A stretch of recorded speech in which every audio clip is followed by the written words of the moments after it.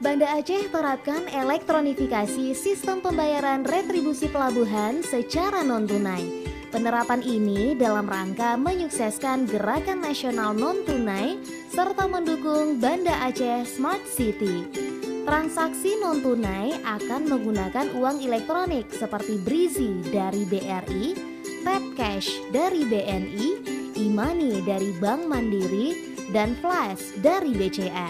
Masyarakat juga dapat menggunakan dompet digital seperti aplikasi OVO, Dana, GoPay, dan Link Aja yang berbasis KRIS atau Quick Response Indonesian Standard yang distandarisasi oleh Bank Indonesia.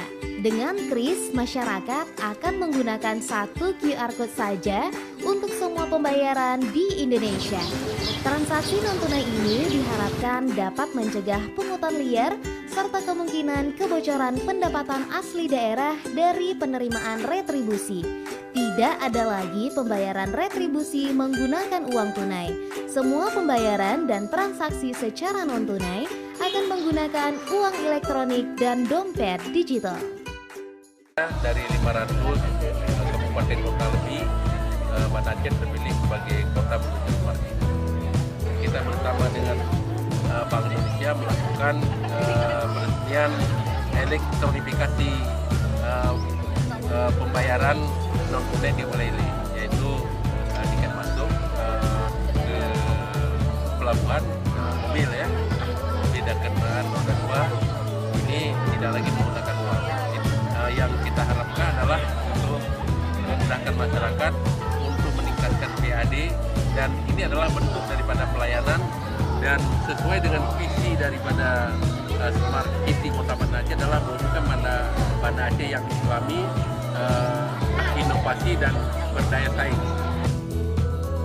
Kegiatan ini diharapkan oleh Bank Indonesia menjadi tonggak awal Kota Banda Aceh memasuki Smart City.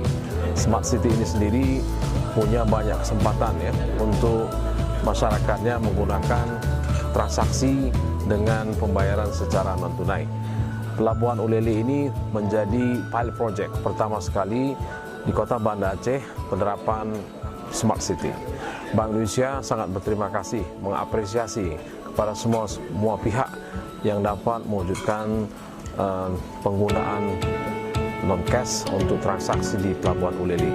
Bank Indonesia sejak awal sudah menghimbau pada semua pihak terkait untuk sama-sama menerapkan Smart City dalam rangka mendukung transaksi-transaksi dilakukan secara efisien yang tentunya bermanfaat bagi semua pihak termasuk Bank Indonesia dalam pengelolaan uang rupiah.